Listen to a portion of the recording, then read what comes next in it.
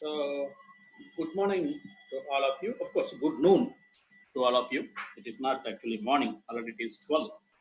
However, today we would like to concentrate on enforcing constraints on the tables, columns of tables. That is,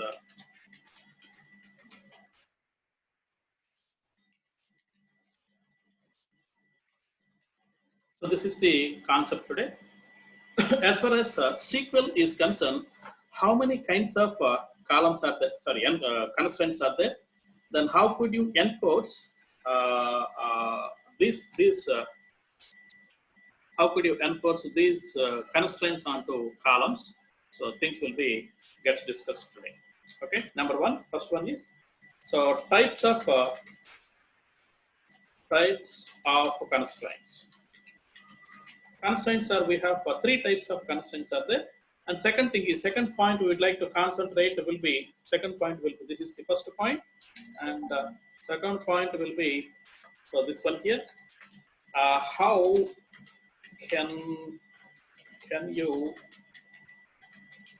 enforce constraints on columns? So this is the second point which we'd like to concentrate and we'd like to answer these two kinds of things here. So before going to take this enforcement, I'd like to concentrate on so types of constraints. So this is one of the questions in our final examinations. Please remember this one; it's very important for you. So we have actually three different categories of. I'm not talking about constraints. I'm talking about categories. Category three different kinds of categories of so constraints. So first kind is domain integrity constraints. RAINTS constraints. Domain integrity constraints. This is the first category, and the second category will be so entity. Second one is entity. Entity integrity constraints. This is the second category. Third category will be so referential integrity constraints. These are so three different categories which are available with us in our SQL. Under domain integrity, so domain integrity constraints in the sense already I have given some what you call definition for domain in the beginning of this particular class, and of course in the offline class also. Previously we have taken some offline classes at our college premises. There also I have given some domain.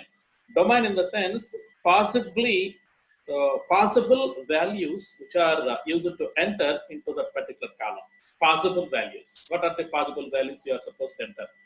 For example, if you consider the subject marks, if you take into consideration of subject marks, so maximum mark for subject is as far as your subjects are concerned 70, and minimum mark for subject is what is the minimum mark? That is 0. Okay, there is no negative value. There is no negative value. So maximum mark is 70, minimum mark is 0. Beyond that particular ranges, if you enter any data, that is not valid. Okay, -1, -2, -20, not valid. 72, 73, 74, not valid. These two are not valid. For example, for universally, people are accepted that minimum value is 0, maximum value is 100. Okay, so on addition of giving the values of internals also, we'd like to consider that is 100. So beyond the limits of 0 and 100, if you enter some kind of value, it is not supposed to be accepted. Okay. So look at this. We have already created one particular table. So that is student exam in the previous in the previous class. We have created one particular column. So let me connect this one. AMR class.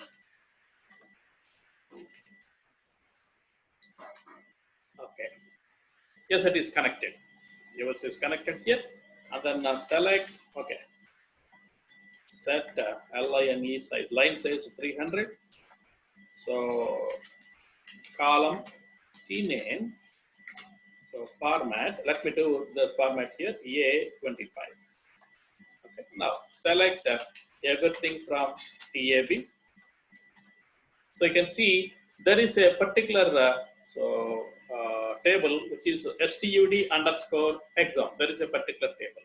Let us select the data. Select everything from STUD underscore EXAM. Let us look about this one here. Of course, we did some kind of operations on this one. So, however, whatever it may be, so let us consider subject 1 marks, subject 2 marks, subject 3 marks. 5 subjects are there here. So here we have entered one particular subject as 454, which is not legal, because 454 marks cannot be there for one particular subject. So that is the problem here. Let me enter one more time. For example, one more time I'd like to enter insert. Okay, let me take it as capital letters. Insert into, so table name is STUD underscore exam. Insert into exam. Then what is the values we are supposed to enter? Values. So 507 is first value. Then I'd like to enter 101. So 101 values for first subject. So 65 values. So 65 is the second subject. So 45 is the third subject. And 235 is the last subject, fifth subject. So if any constraint, of course, one more value is required. Sorry, one more value is required. That is 69. So if any constraint is not being enforced, obviously this row will be inserted successfully. Look at this. So row has been introduced successfully. If you go ahead and select the data, you can see. So 101, it is not a legal value. 235, it is not again legal value. 464, 454, it is not legal value. Though it is not legal value,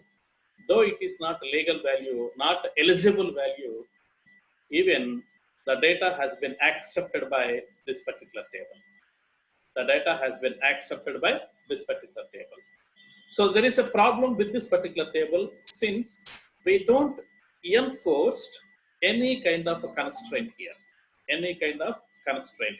So that is the basic problem here. Okay. So let us examine how this could be eliminated. And here, as far as domain is concerned, so domain values of subject 1, subject 2, subject 3, and all those things will be so 0 to. So how many? 100 only. If more than 0, it is not accepted. Less than 0, it is not accepted. And it is more than 100, it is not supposed to be accepted. We must be in such particular format. So how that could be done? So how this could be done here? So before going to take all these, so let us write the domain integrity constraints. So look at this. So number 1 is not null. Not null is first one. Second one is check constraint. These are the two under domain integrity constraints. And so under entity integrity constraints, number 1 is very powerful constraint out of all those, that is primary key. And second one is number 2 will be unique constraint. Under referential integrity, so here the referential integrity also one of the powerful constraints. Of course, all constraints are powerful only. All constraints are help to the users to restrict the incoming data, whatever the data you are supposed to enter, whether that could be follow the rules and regulations of the constraint or not. That shall be follow the rules and regulations of so-called constraint will be always checked out. So, however, everything is important. Even out of all these 3, and so far we have written check, not null, primary key, and unique. 4 has been written. Fifth one is the foreign key. Since foreign key is there with you, so you may be or not you may be, you must be implement relationships between one table to another table. Foreign key will be helps you so to build up relationships between one table to another table. So that is why foreign key with is not a keyword here. With is not at all a keyword here. So references is another keyword. References. Okay. So with is a it is not a keyword. Foreign key. So we just try to complete the sentence. We'd like to add one more, append one more word, that is with here. With is not at all a keyword here. Okay. Foreign key with references. These are the 5 different types of actual constraint names. These constraint names will be divided into 3 categories. Domain integrity constraints. Second one is entity integrity constraints. Third one is referential integrity constraints. Let us check about first one. So more specifically speaking, check constraint, because we have already had some kind of discussion on check constraint. Then let me create a table with the same structure. Structure will be same, but name will be some other. It is not the actual name. I'd like to take another name. Okay, look at this one here. Create a table. Now I'd like to take stud underscore exam. So 1. I'd like to add 1. Okay. So second structure. So regd underscore no is register number followed by some number of 5. How this could be? So number of 3. However, you can take 5 followed by comma. Second one is sub1. So this is the number of 3. So here we did not enforce anything here. Then how could you enforce the check constraint here? So check constraint will be enforced something like this. Check. So what we are doing here? Check whether sub1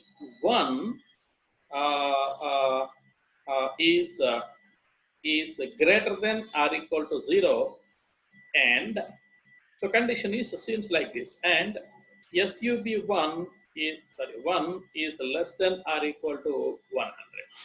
These are the 2 conditions we have to follow. It must be in between 0 and 100 only. 0 and 100 only. So let us take, this is the definition of enforcing of constraint on subject 1. Similarly, subject 2. We'd like to take subject 2. Check whether subject 2 is greater than or equal to 0 and less than or equal to 100. Similarly, subject 3.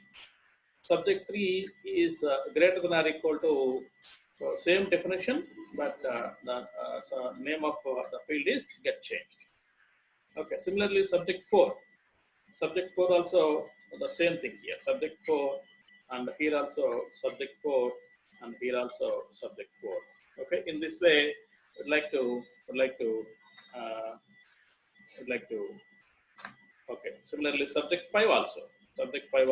Because in the previous table we do have 5, so that is why we'd like to take it as 5 here. Yes, everything will be settled up. Okay. Then close, because it's already open here. For this one, we have to apply close. Yes, our queries get completed, so that semicolon and execute. Yes, your table has created.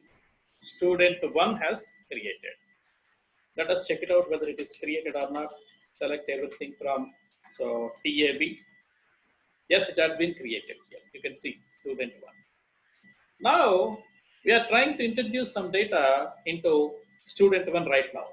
Okay, insert into table name is stud underscore exam1 value. So I'd like to enter all values. First value is 501 for our sake. Second value is so let me consider 101 for the first subject. So 36, 25, and then 42, and then 48. Okay. For example, I would like to enter this one here right now. Okay. So before going to take this one, let me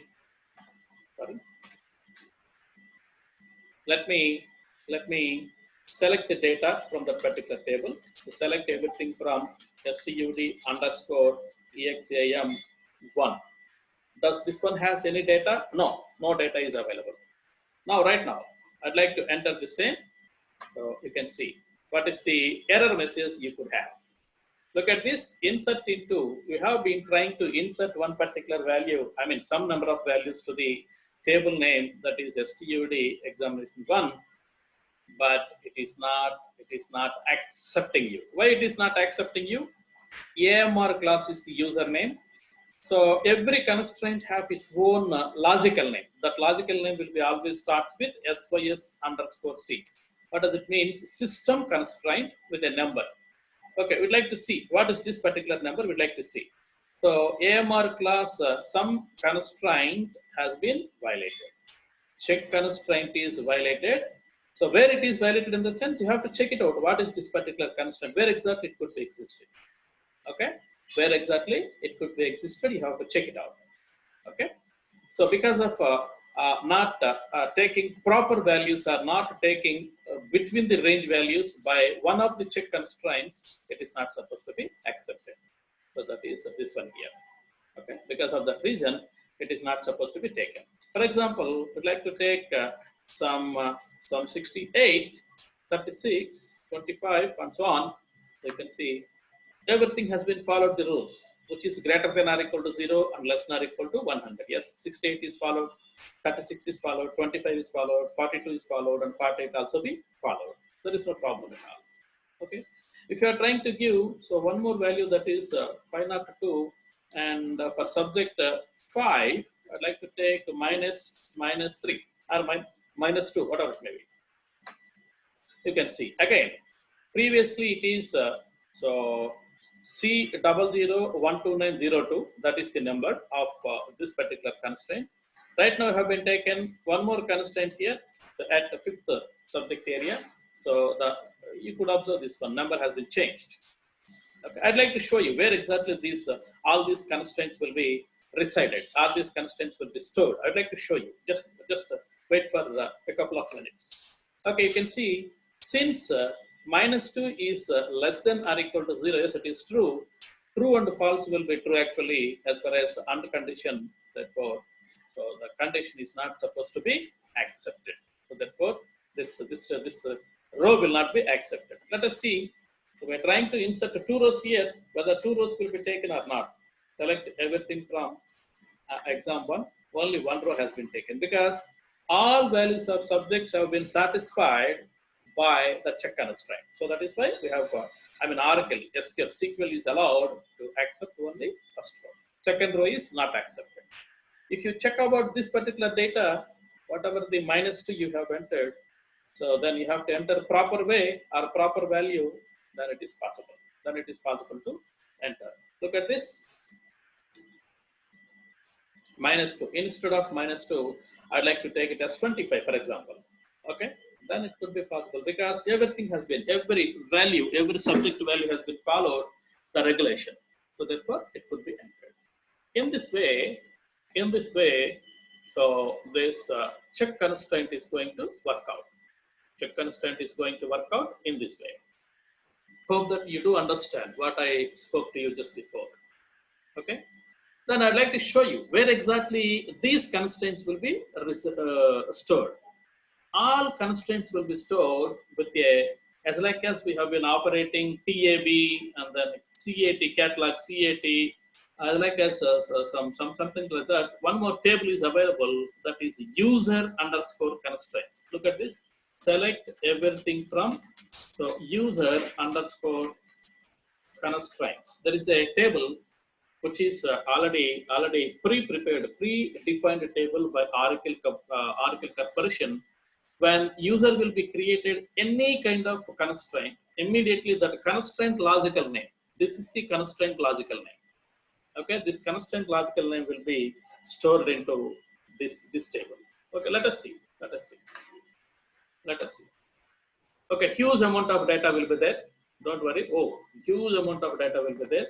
Let me select only table name. Only table name will be selected. Then you could get proper information. So look at this. Set pages 50. Okay, let us check out this one, whether it will be displayed properly or not. Yes, you can see. You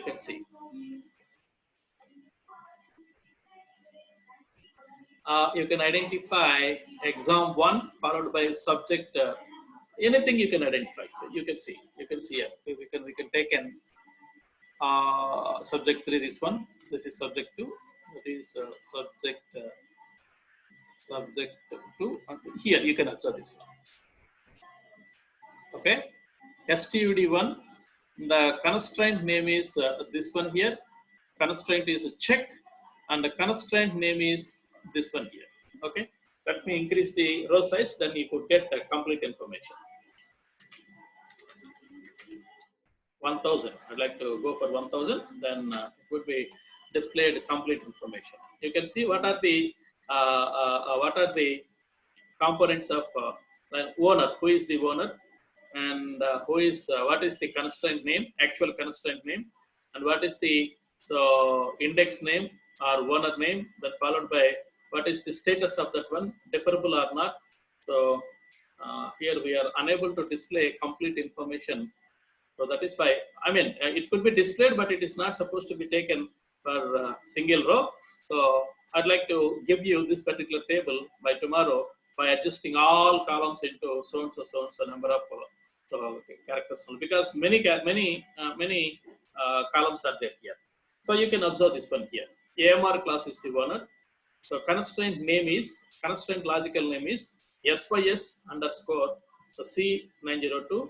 What is the constraint? C. C in the sense check constraint. On which table it has been operated? This is the table. And what is the specific condition you have been operated? This is the condition you have been operated. Whether it is enabled mode or disabled mode. Yes, it is enabled mode. So deferable in the sense whether you can transfer this one to any other user. No, it is not possible. It is not possible to transfer. Then when how it could be gets executed? Immediately. Validated in the sense immediately. As and when any row will be inserted, then immediately validated. Guaranteed or not? Yes, it is guaranteed. Guaranteedly, so validated, and it is so guaranteed. So then followed by when it was created, so and so day. Okay. In this way, complete information of your each and every what I call constraint will be get stored. So this is the second constraint on subject number 2. So this is third constraint on subject number 3. So and so on and so forth, and so on and so forth. Okay, in this way, you can see everything here. Okay, so this is what about the constraint check. Then go ahead with null, not null.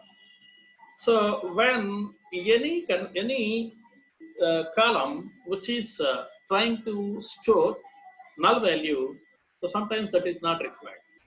For example, let me give you one specific example, then you could understand very easily. So okay, that example will be, let me take here itself. That example will be, while we are withdrawing money at bank, not exactly with ATM machine, at so bank. So we are trying to withdraw money. Withdraw some money at the bank. So thereby you can give in one particular slip. Within that particular slip, you have to write some details. So if you write everything and forgot to written, so your bank account number. Okay, account number ACCNO was forgotten. Could you able to withdraw money from the bank? No. The answer is no. It is not possible, because your name, your mobile number, or your any other thing is not required to the teller that to issue the money or to dispatch the money to you. So he is always required to have only account number. Your account number will play a vital role while withdraw money from the bank, while giving some withdrawal slip to the teller. If you forget to write, no. So thereby you could not have any null value. You are not supposed to leave that particular field as null value. So thereby some kind of something like will be very, very important. I'll give you one more example to understand. Okay.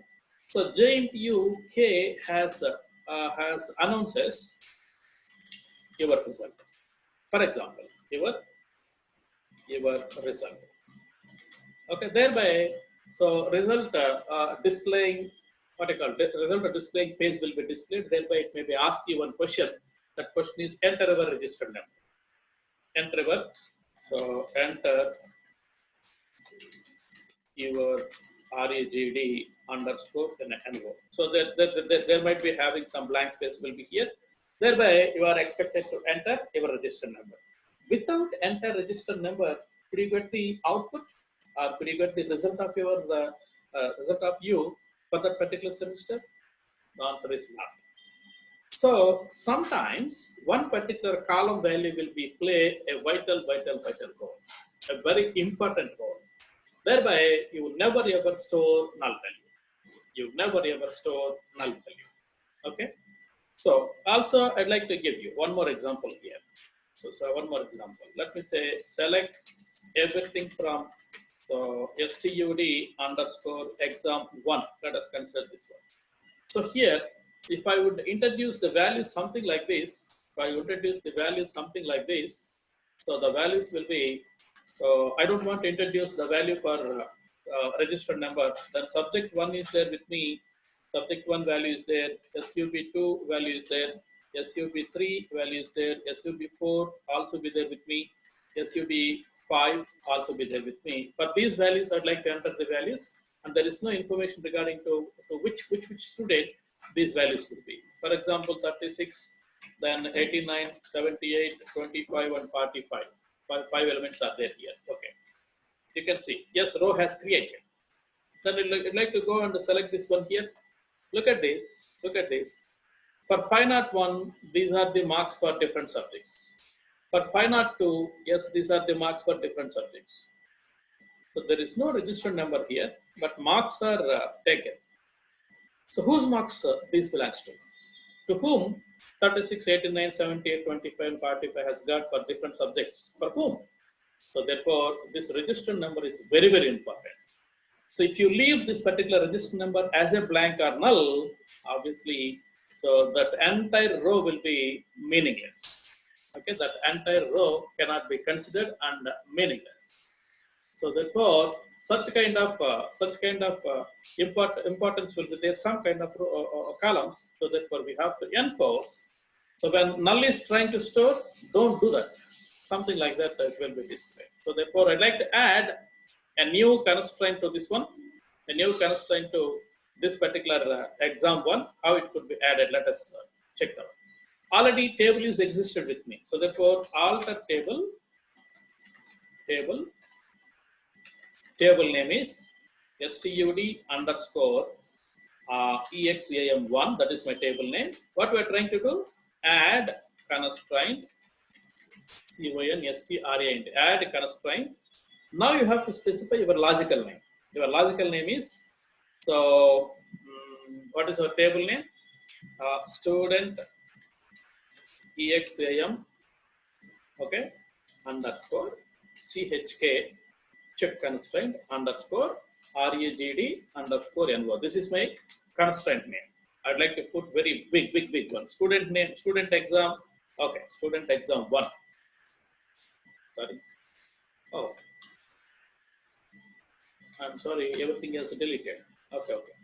So alter table name is stud underscore exam1. I'm trying to add a new constraint. Add constraint is the class. Constraint is the class. What I'm trying to do, add constraint. Now you have to specify as like as sys underscore something. You have to specify here. So what is my table name? Stud underscore exam1 underscore. What is my column? What is the constraint? Constraint is chk, check constraint. On which column you are trying to enter? regd underscore no. You can put your own name. There is no problem at all. You can put your own name. Not exactly this one. You can put your own name. There is no problem. But to understand in a better way, I'd like to take first table name, followed by constraint name, followed by on which column it is being enforced. Then what we are trying to do here, not null of on which column? regd underscore no. Okay. What is this? Oh, I'm extremely sorry. I'm extremely sorry. For not null, you could not enter something like this. It is not possible. Okay, I'm extremely sorry to explain this one here. So for not null, you could not enter or add to a particular table by using alter. I'm very sorry. I'm very sorry. Okay. So, however, so how it could be done here? I'd like to create one more structure for you by using this one. So look at this. So create a table stud underscore exam2. One more structure. First one is regd underscore no. I'm sorry for this one. I did not remember this one here actually. So it is not possible to enter. Okay, however, so number of 5. Now, my constraint name is not null. You are not expected to enter any null value.